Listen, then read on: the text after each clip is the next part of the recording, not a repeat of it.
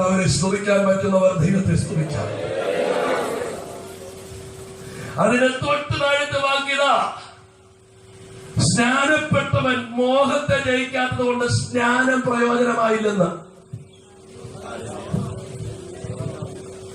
സ്നാനപ്പെട്ടവൻ പിറുപിറുപ്പ് മാറ്റാഞ്ഞത് കൊണ്ട് സ്നാനം പ്രയോജനമായില്ലെന്ന. വചനം ഭക്ഷിച്ചവൻ അവന്റെ അകത്തെ മത്സരത്തെ മാറ്റാഞ്ഞത് കൊണ്ട് വഴിയിൽ വീണെന്ന്. ശത്രുസംഹാര പൂജയൊക്കെ നടത്തി മറ്റുള്ളവരെ തലയിൽ തീയിടാൻ വേണ്ടി അവന്റെ വരവിനെ മാത്രം നോക്കിയിരിക്കുന്ന ജനമേ, അവന്റെ വരവിൽ നീ തള്ളപ്പെടാതിരിക്കണമെങ്കിൽ ദൈവവചനത്തെ സ്വീകരിച്ച് അത് നിമിത്തം കോപരഹിതമായ മോഹരഹിതമായ മത്സരമില്ലാത്തൊരു ജീവിതത്തെ നേടണം. ഒരു പോരാട്ടത്തിന് നീ തയ്യാറാകണം. ദൈവത്തെ സ്തുതിക്കുന്നു.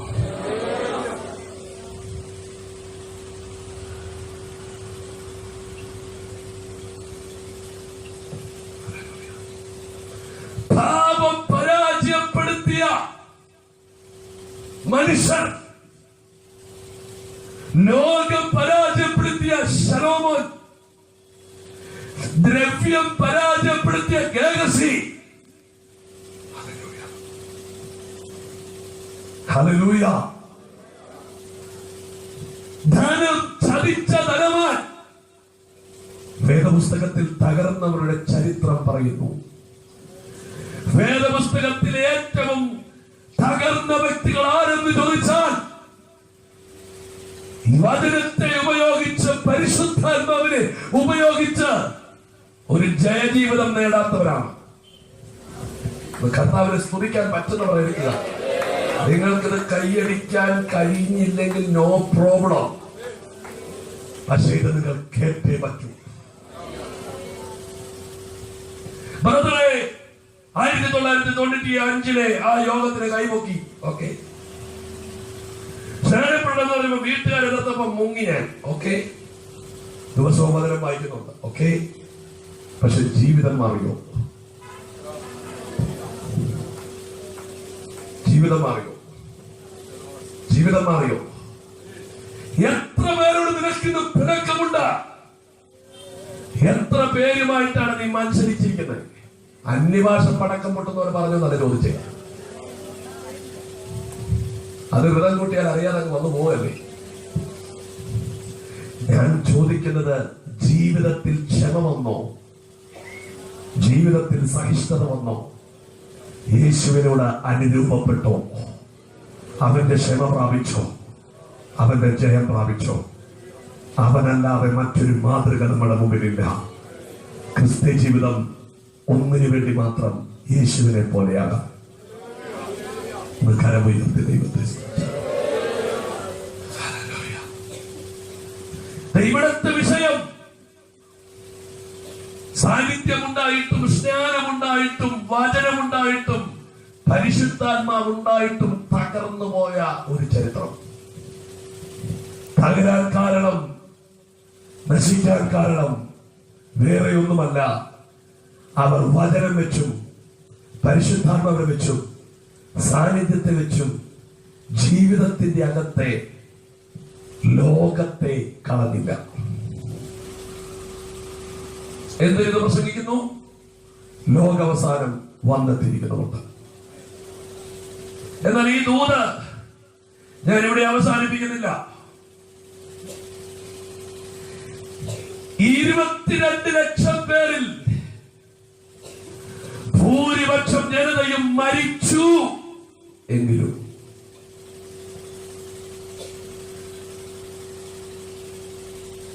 അതിനകത്ത് ജയിച്ചവരുണ്ട്. സ്വതന്ത്രം പറയാം. തകർന്നവരുടെ നടുവിൽ ജയിച്ചവർ, നശിച്ചവരുടെ നടുവിൽ ജയിച്ചവർ. കർത്താവിനെ സ്തുതിച്ചാട്ടെ. ഈ ജനത്തെ കുറിച്ച് ദൈവം പറയുന്ന വാക്കിതാണ്, ഇത് മത്സരഗ്രഹമല്ലോ, ഞാൻ അവരെ മരുഭൂമിയിലെ ചുറ്റിച്ചത് അവരെ തകർക്കാൻ വേണ്ടിയാണ്. കാരണം ഈ അവസാനത്തെ വ്യക്തി വരെ തകർന്നിട്ട് അടുത്തൊരു തലമുറയെ കൊണ്ടാണ്,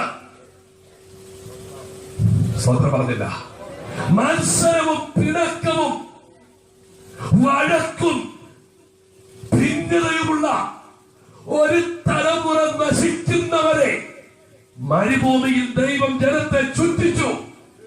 അതിനകത്തെ അവസാനത്തെ കണ്ണി വരെ ചത്തു ഉടഞ്ഞ ശേഷം അതിന്റെ നടുവിൽ നിന്ന് അടുത്തൊരു ജനം എഴുന്നേറ്റു. അവരെ കൊണ്ടാണ് വാഗ്ദത്ത നാട്ടിൽ ദൈവം കാലുകുത്തിച്ചത്.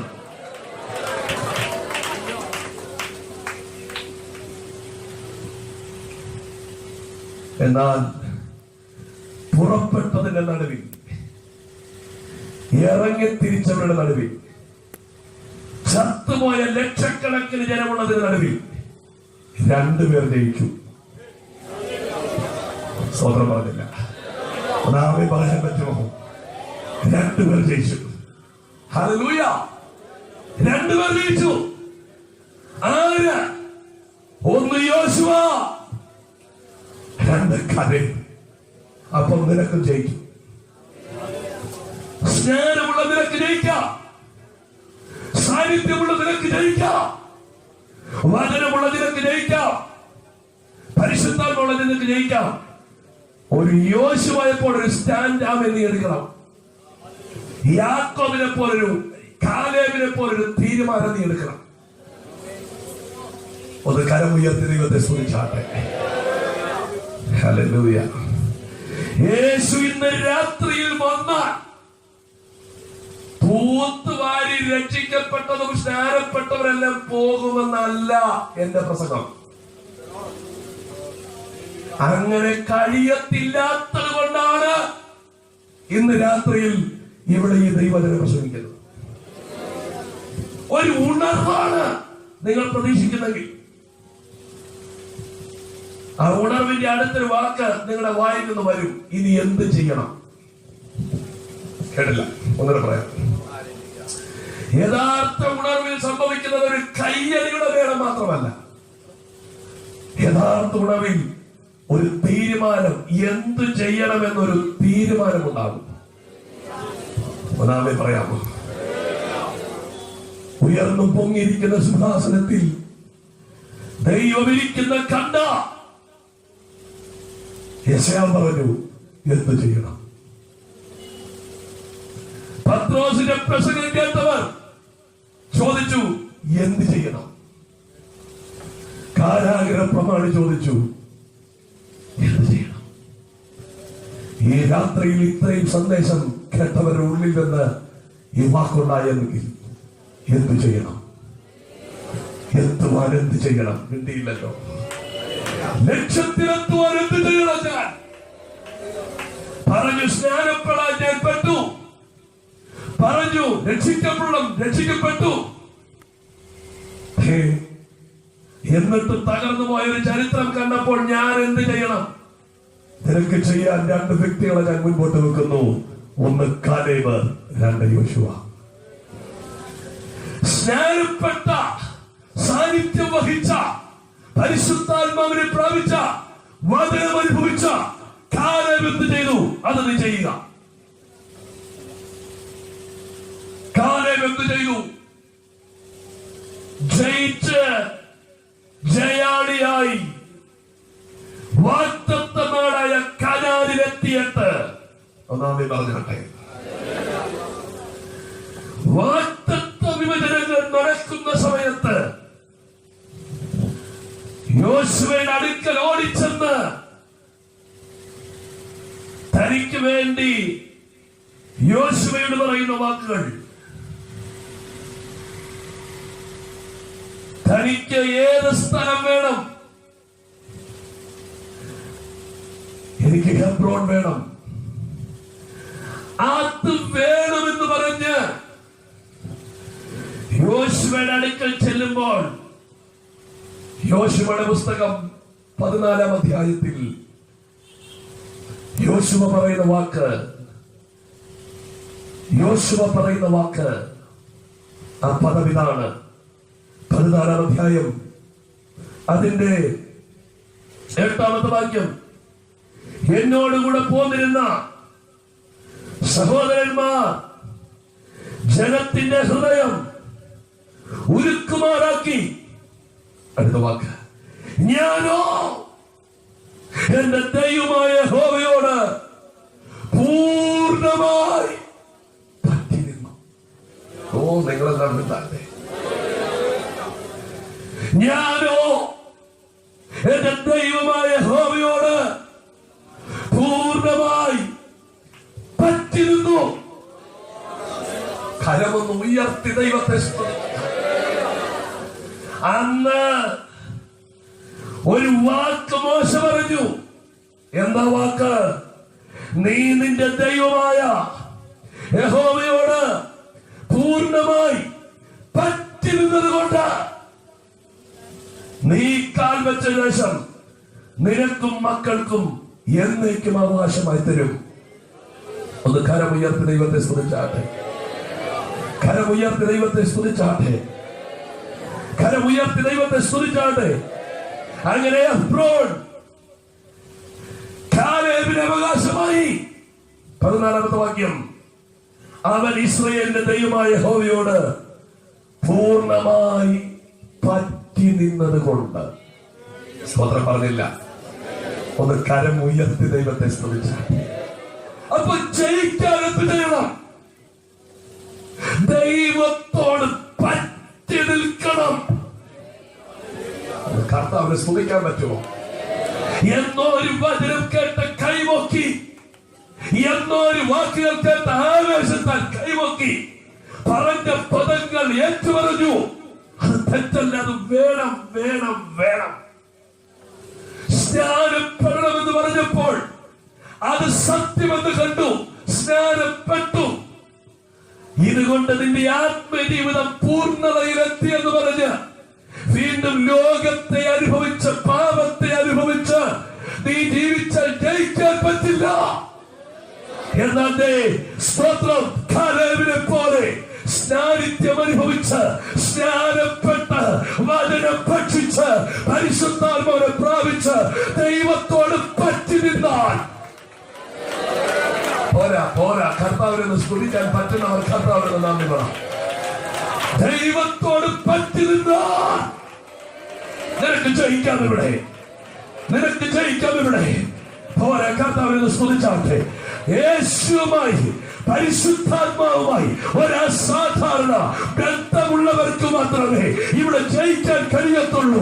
ക്രമങ്ങൾ ചെയ്ത് അവൻ പിതാക്കന്മാർ അനുഷ്ഠിച്ചു വരുന്ന ചില ആചാരങ്ങളും അനുഷ്ഠാനങ്ങളും വായിൽ നിന്ന് ഉച്ചരിച്ചുകൊണ്ട് വെറുതെ കാണിച്ചു കൊട്ടുന്ന ഒരാൾക്ക് അവിടെ എത്തുവാൻ കഴിയത്തില്ല. ഹൃദയത്തിന്റെ അകത്ത് നിന്ന് ഹൃദയം കൊണ്ട് ദൈവവുമായി അടുത്തൊരു ബന്ധത്തിൽ ദൈവത്തെ വിട്ടുപിരിയാതെ ദൈവത്തോട് പറ്റിക്കൊണ്ട് ദൈവത്തെ ഒട്ടിക്കൊണ്ട് ദൈവത്തോട് ചേർന്ന് നടക്കുന്ന ഒരു ജീവിതം നിനക്കുണ്ടെങ്കിൽ ജയം ജയം. നിനക്ക് ലക്ഷ്യത്തിലെത്താം. ബന്ധത്തിന്റെ അടിസ്ഥാനത്തിലെത്താൻ പറ്റും. ഒന്നാമേ പറഞ്ഞാട്ടെ.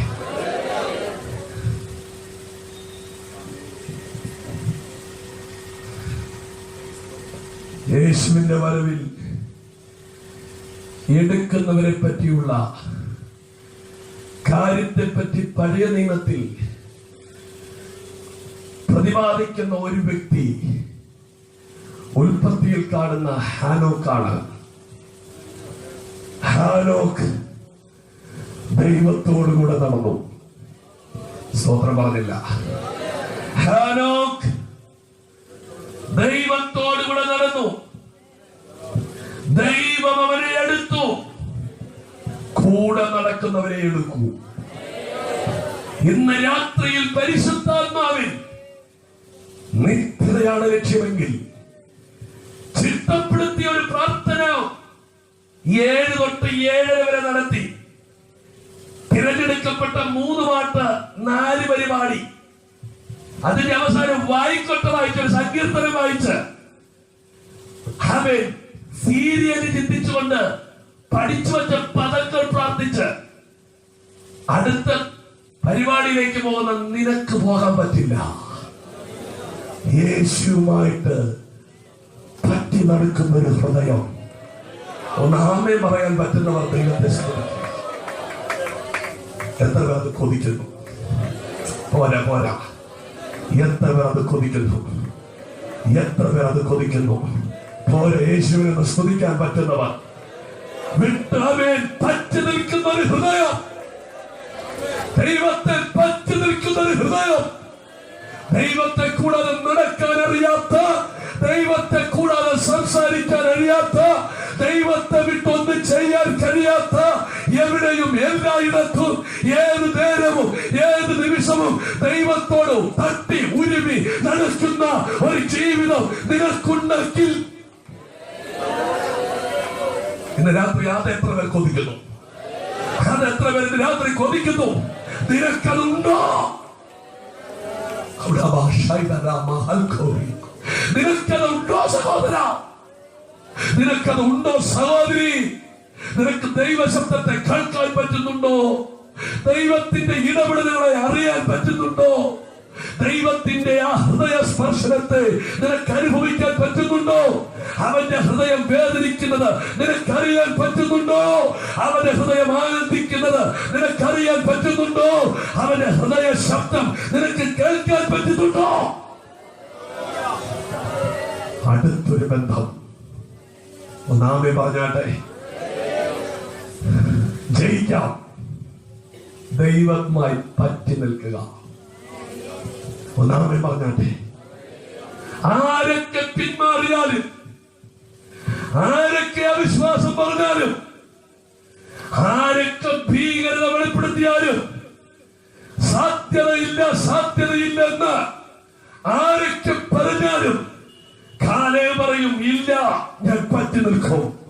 അവൻ വാഗ്ദത്തം ചെയ്താൽ നടത്തുവാൻ വിശ്വസ്തനാ. നിങ്ങൾ എല്ലാവരും അവിശ്വാസം പറഞ്ഞാലും ഞാൻ വിശ്വസിക്കുന്നു അവന്റെ വാക്കുവെന്ന്. അവൻ എന്ത് പറഞ്ഞു അത് നടന്നിരിക്കും. ഞാൻ അവന്റെ പക്ഷത്താണ്. ഞാൻ അവരുമായി ചേർന്നിരിക്കുന്നു. ഞാൻ അവരുമായി ചേർന്നിരിക്കുന്നു. ഞാൻ അവന്റെ കൂടെയാണ്. പറ്റി നിൽക്കുക. ഒന്നാമൻ പറഞ്ഞാട്ടെ, കരമുയർത്തി ദൈവത്തെ സ്തുതിക്കുക. ജീവിതം എവിടെ മാറും? യേശുവിനോട് പറ്റി നിന്നാലേ മാറും. മിണ്ടുന്നില്ല. ഒന്നാമൻ പറഞ്ഞാട്ടെ, ജീവിതം എവിടെ മാറും? പറ. യേശുവുമായി പറ്റി നിന്നാലേ മാറും. പത്യമാണോ, പാരായണമാണോ, കടഞ്ചതയാണോ, കഥയാണോ എന്ന് എനിക്കറിയത്തില്ല. നിങ്ങൾക്ക് അറിയാവുന്നൊരു കാര്യം ഞാനൊക്കെ പറയാം. മുല്ലപ്പൂമ്പൊടി ഏറ്റുകിടക്കും. യേശുവിന്റെ കൂടെ നടന്നാൽ, യേശുവിന്റെ കൂടെ ഇരുന്നാൽ അവനിൽ എന്തുണ്ടോ അതിവിടേക്ക് കയറും.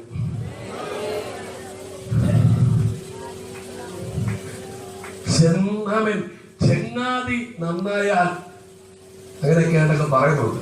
നീ ആരെന്ന് അറിയണമെങ്കിൽ കൂട്ടുകാരനെ നോക്കിയാൽ മതി. കൂട്ടുകാരൻ എന്താണോ അതായിരിക്കും നീ. കൂട്ടുകാരൻ എന്തൊക്കെയുണ്ടോ അതെല്ലാം ഇങ്ങോട്ട് കയറും. ആരുടെ പുറകെ നടക്കുന്നോ അവരുടെ ഒരാക്ഷനൊക്കെ വരും. ഒരു കാര്യം ഉറപ്പാ, നീ യേശുവിന്റെ കൂടെ നടന്നാൽ നിന്റെ ഒന്നും അവിടോട്ട് കയറത്തില്ല. സ്തോത്രം പറഞ്ഞില്ല. യോഹന്നാൻ മിണ്ടാതിരിക്കും. യേശുവിന്റെ പുറകെ നടന്നാൽ നിന്റെ അകത്തുള്ളതൊന്നും അവിടോട്ട് കയറത്തില്ല. മറിച്ചൊരു കാര്യം സംഭവിക്കും, അവിടെയുള്ളതെല്ലാം നിന്റെ അകത്തോട്ട് കയറും. അവിടെ എത്തൂട്ട.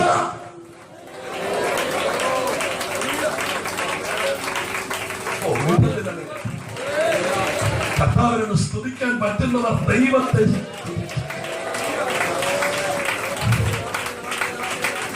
യേശുവിന്റെ അകത്തുള്ളത്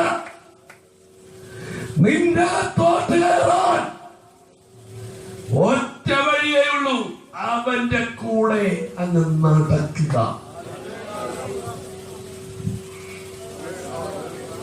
പറഞ്ഞേ,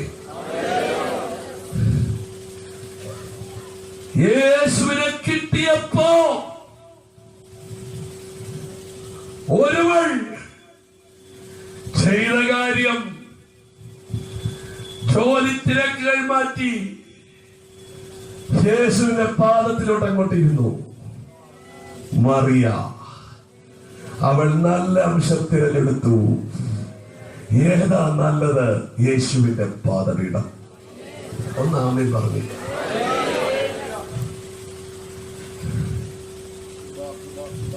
കരമൊന്ന് ഉയർത്തി ദൈവത്തെ സ്തുതിച്ചു. ജീവിതം മാറണമെങ്കിൽ പറ്റി നിൽക്കുക ദൈവമായി.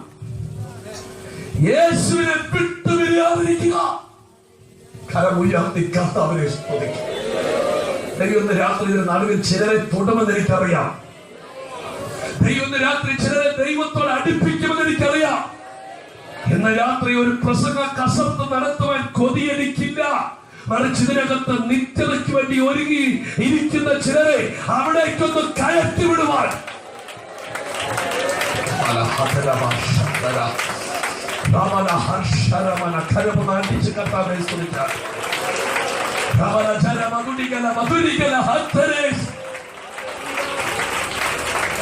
കർത്താവിന്റെ രാത്രി ചിലരെ മാറ്റുന്ന ഒരു രാത്രിയാണ്.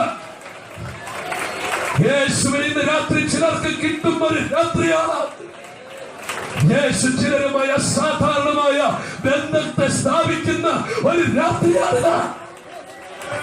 യേശുവിനെ ചോദിക്കുന്ന ചിലർക്ക് ഇന്ന് രാത്രി ധാരാളമായി യേശുവിനെ കിട്ടുന്ന ഒരു രാത്രിയാണ്.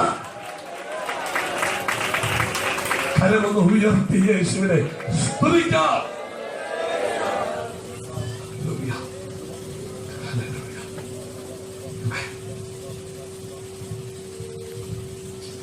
അവനോട് കൂടെ നടന്നാൽ അവൻ നിന്നെ പോലെ ആകില്ല, നീ അവനെ പോലെ. അവനാര്? മുഖത്തെ രോമങ്ങൾ പിടിച്ചു പറിക്കുമ്പോഴും ഇവർ ചെയ്യുന്നത് എന്തെന്നറിയാകിയാൽ ഇവരോട് ക്ഷമിക്കണമെന്ന് പ്രാർത്ഥിച്ചവനാണ് അവൻ. ക്ഷമയുടെ പൂർണ്ണത, ക്ഷമ. ഒന്നാമേ പറഞ്ഞാട്ടെ. അവനാര്? ഇരുകരകളും ഇരുകാലുകളും അടിച്ച് രണ്ട് കള്ളന്മാരുടെ നടുവിൽ രക്തമൂറ്റി കിടക്കുമ്പോഴും കരഞ്ഞുകൊണ്ടുവരുന്ന തന്റെ അമ്മയെ ആശ്വസിപ്പിക്കുന്നവൻ, തന്നെ നോക്കി പിന്മാറിപ്പോയ ഒരു പത്രോസിനെ നോക്കി തിരിച്ചു കൊണ്ടുവരുന്നവൻ, തന്നെ വിട്ടുപിരിയാതിരിക്കുന്ന ഒരു യോഹന്നാന്റെ പേര് വിളിച്ചു പറഞ്ഞവൻ, അവനെ പോലെ മറ്റാരെങ്കിലും ഉണ്ടോ? അത് കരമുയർത്തി ദൈവത്തെ സ്തുതിക്കും. ഉയർത്തെഴുന്നേറ്റ് കഴിഞ്ഞപ്പം സ്വർഗത്തിലേക്ക് പോകാനുള്ള ധൃതി കാണിക്കാതെ പാപം പിടിച്ചൊരു പെൺകുട്ടി ഇടിച്ചൊരുക്കപ്പെട്ട സുഗന്ധപർവമായി ഇരുളിനെ വകവെക്കാതെ കല്ലറയിൽ വന്നപ്പോൾ അവക്ക് മുമ്പിൽ പ്രത്യക്ഷപ്പെട്ട് അവളെ ആശ്വസിപ്പിച്ചിട്ട് സ്വർഗാരോഹണം ചെയ്തു. എത്ര മഹോന്നതനവൻ, എത്ര സ്നേഹമുള്ളവനവൻ, എത്ര കരുണയുള്ളവനവൻ. ഒന്ന് ആമേൻ പറഞ്ഞ് കർത്താവിനെ സ്തുതിക്കുക. അപ്പൻ തൊടാൻ അറയ്ക്കുന്നവനെ, അമ്മ തൊടാൻ അറയ്ക്കുന്നവനെ, പട്ടിക്ക് ഭക്ഷണം കൊടുക്കുന്ന പോലെ ഭക്ഷണം കൊടുക്കുന്ന ഒരു കുഷ്ഠരോഗി അടുത്ത് വന്ന് നിനക്ക് മനസ്സുണ്ടോ എന്നെ ശുദ്ധമാക്കാൻ എന്ന് ചോദിച്ചപ്പോൾ അടുത്ത് നിന്ന് തൊട്ടവനെ സൗഖ്യമാക്കുവാൻ മനസ്സറിവുള്ളവൻ.